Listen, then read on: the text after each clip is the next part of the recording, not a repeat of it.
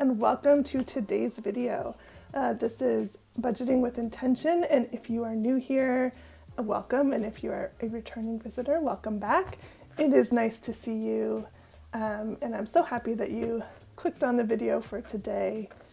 I don't know if you can hear it in my voice or not, but I am just recovering from COVID, so I might have to make this video a little bit choppy as I take cough breaks because I am still coughing quite a bit, and I'm just gonna cut all that out because there's no reason that you need to hear me coughing. I hope that you are all healthy and well, and if you are not feeling so hot today, then I hope you feel better soon. Today's video is going to be just me getting back into the habit of tracking our budget again. We've just had an incredibly stressful and event-filled couple of months starting in July, and it is now the middle of October, and things are starting to slow down a bit, and I am just feeling like I have the headspace and the space in my schedule to finally get back into filming these videos and following our budget again, and kind of just, yeah, I just feel like I need to get back into the swing of things. So jumping right in, we're gonna do the second half of October. It is the 20th today. We both got paid, and we also got our child benefit today. So that is the money we'll be working with, and we've got a couple of things coming out.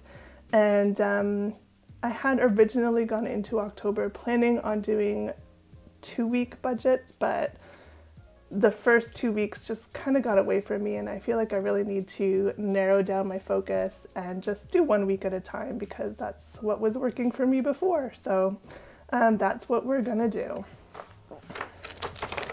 And let's see. First thing, as always, is just to color in my sheet, make it match my calendar, and oh, that's that. So how have you all been? It's been a couple months since I've been here.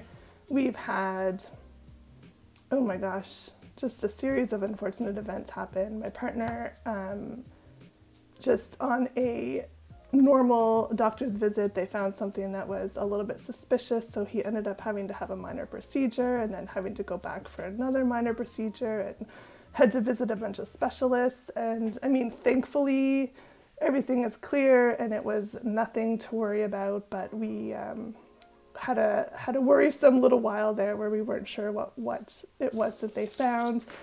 So he is okay. And then, of course, I got COVID a couple weeks, well, I guess at the beginning of October, and I'm still recovering. My son got COVID, so he was home from school. My partner got COVID for the second time. We had a fender bender. My husband, on his way to one of the health appointments, ended up running into a deer, and the whole front of our car got messed up, so we were dealing with insurance. That was, I think, the last week of July that happened, and we only just got our car back on, like, last week. Actually, it was last week that we got our car back. So that was a long, stretched out, drawn out process due to just the backlog of the supply chain of COVID and just how the world is working these days in the supply chain. Yeah, I mean, there's more, but this video is about budgeting, not about my life. So we will just get back to the budget. Thank you for listening. I appreciate that. And I hope that your life is nice and calm right now. And I hope that mine stays nice and calm from here on out. So yeah, it's just been a minute since things have felt normal. So here we go. So we've got our wages and our child benefits together are $1,575. So that's our money that we're working with this pay period. It's a little bit lower than it normally would be just because the way that my job works, I don't get paid for time off for sickness. So I didn't get paid for the days that I missed for COVID. So unfortunately, that's just how my job contract is set up. And going forward, I'm going to probably work out some automatic deduction, either through my work itself or on payday, set it up automatically in my bank that I'll just automatically take out, you know, $10 or $15 from each paycheck to go into a separate account to cover things like vacation days, holidays, sick days, all of those things that I don't normally get paid for and are unpaid. In the past, we just dealt with a lower paycheck, but going forward, I would like a little bit more stability if something like this happens again. So yeah, that's what the plan is anyway. And then for bills, we've got, sorry, had to take another cough break there. Okay, so for bills, we have our car payment, which rounds up to $170. We have childcare, which is $375. Our cell phone bill is $140. That's for 2 cell phones. And our son is back in speech therapy now since the school year has started up again. So that is going to be $83, and that is a bi-weekly expense. So, oh, let me grab my calculator. I knew I was forgetting something. Hold on, I'll be right back. Okay, here we go. So 170 plus 375 plus, oops, 140 and 83 equals 768.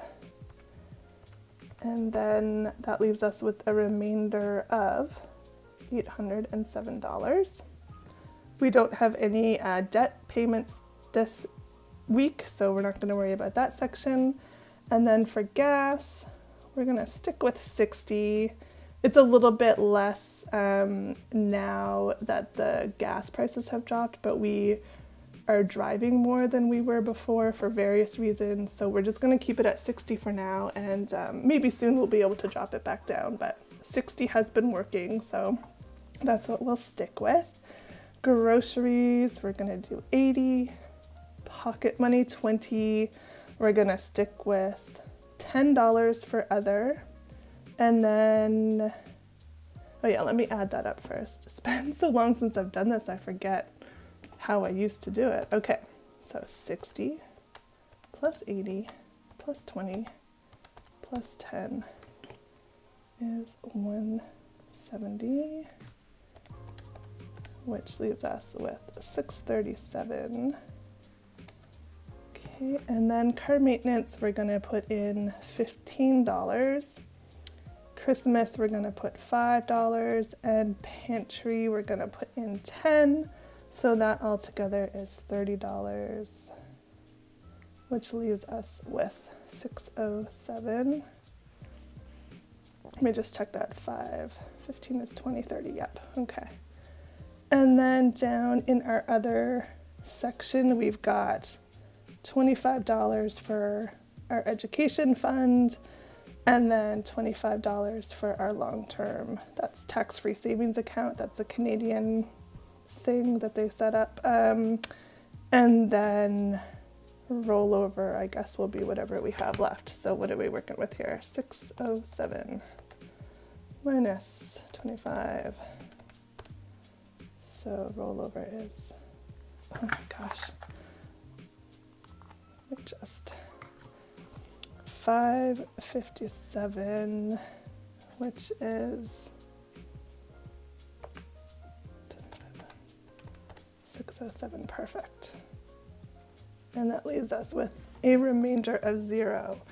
I think I'm just going to double check these numbers real quick before I move on. So we've got 1575 for our total income, and then let's subtract our car payment and our childcare, our cell phone bill, excuse me, and our speech therapy.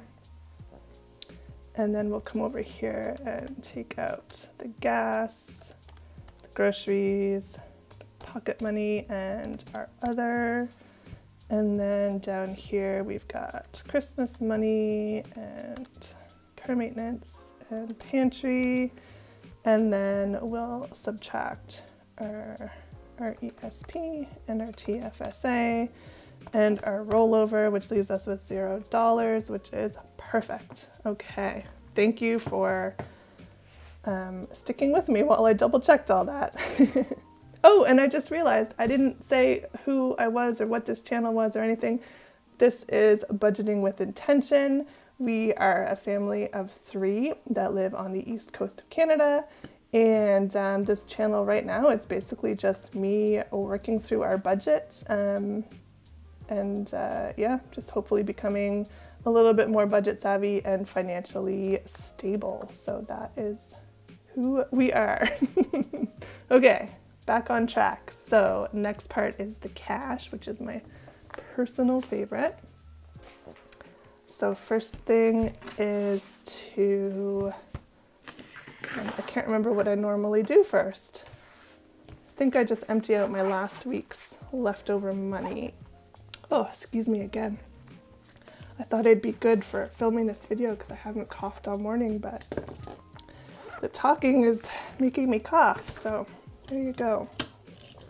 Leftover money, we've got a couple coins and a $5 bill. I'm just gonna leave that to the side for now, and we will do our spending money for this week. So it was $80 for groceries, so 20, 40, 60, 80, and then $20, yeah, $80 for groceries, $20 for pocket money, so 5, 10, 15, 20, and those both go right into my wallet. So grocery money on one side of this divider and pocket money on the other. And then for my envelopes in this binder, I've got do $10 for pantry. Oh my gosh, let me organize myself here for a second. There we go. $10 for pantry. Okay, and then for car, we're doing 15. And we do have a car inspection, safety inspection coming up at the end of November, so it's nice that we will have the cash to pay for it and won't have to put it on our credit cards. That is the first time that's ever happened, so yay for cash binders. Other is going to get $10. And then into Christmas, we're gonna put $5. Okay, which leaves us with this leftover cash here. So put those in our money bank. $7. Let me just take a flip through here. Okay, so I'm going to put $2 into Christmas. And the other $5 I'm going to put into birthdays because we have a couple coming up before Christmas. So that'll just get us started there. Okay, that's that. And then for our coins,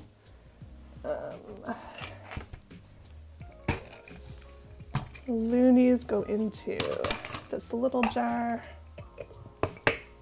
And then our silver coins go into the big jar. Okay, so that's it for this week. Thank you so much for joining me as I struggled through this video. I do feel better for having sat down and put on paper like our budget and getting some cash into the binders and stuff. I had kind of kept up with it over the past couple months, but not on a weekly basis and definitely not as consistently as I would have liked. So I'm hoping that getting back into these videos will, yeah, just make that more consistent again.